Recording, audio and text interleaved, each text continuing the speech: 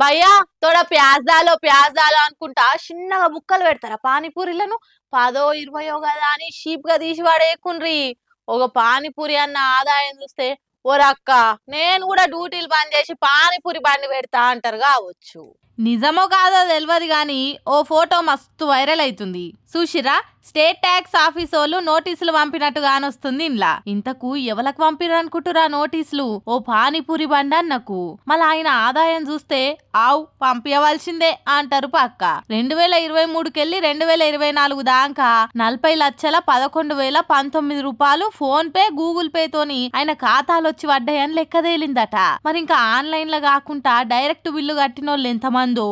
ఈడ ఆఫీసర్ల శాఖ అయినా అస్సలు ముచ్చటేందంటే జిఎస్టీ కింద వచ్చేటట్టు రిజిస్టర్ కూడా చేసుకోలేదట ఆ పానీపూరి బండైనా. ఇప్పుడు ఈ ఫోటో మస్తు వైరల్ అయ్యుడుతోని గప్చుప్ బండోళ్ళు మరీ ఇంత సంపాదిస్తుర్రా అనుకుంటా సాఫ్ట్వేర్ ఆఫీసోళ్ళు లక్షలు టర్న్ ఓవర్ చేసే చిన్న చిన్న బిజినెస్ మ్యాన్లు కూడా పరిశాన్ అవుతుర్రట.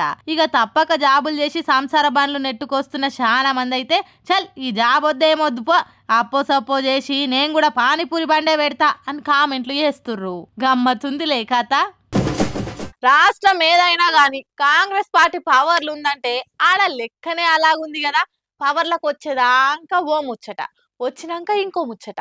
మన తానే అనుకున్నాం కర్ణాటకలో కూడా కథ గట్లనే కొడుతుంది. ఓ దిక్కు ఫ్రీ బస్ అసొంటి పథకాలు అమలు చేస్తున్నాం అని ఎలివేషన్లు ఇచ్చుకుంటేనే ఇంకో దిక్కు ఇగో ఇట్లా పబ్లిక్ కెళ్ళి పైసలు గుంజుతుర్రు.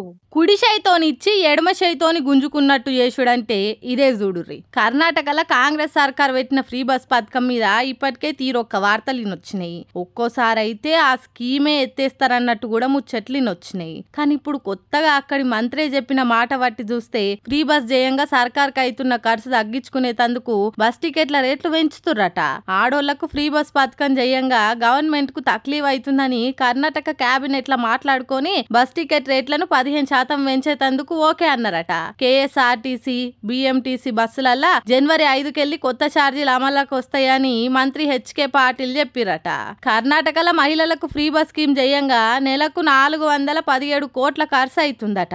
అందుకే ఇప్పుడు పెంచిన టికెట్ల రేట్లతోని రోజుకు ఏం తక్కువ 8 కోట్ల ఆమ్దాని అంటే నెలకు 240 కోట్లు వస్తాయని అందాజేసిరట. మరి కర్ణాటకను చూసే ఫ్రీ బస్ అసొంటి స్కీములు ఈడ కూడా దించిర్రు ఇక్కడి కాంగ్రెస్ లీడర్లు. మరి ఆయన ఫ్రీ బస్ పథకంతో రాయితున్న లాసును కవర్ చేసేందుకు కర్ణాటకలో కూడా రేట్లు పెంచిర్రు. ఈడ కూడా పెంచుతామంటారా ఏంది అని డౌట్లు పుట్ల కొద్ది రాబట్టినాయి ఇప్పుడు తెలంగాణ పబ్లిక్.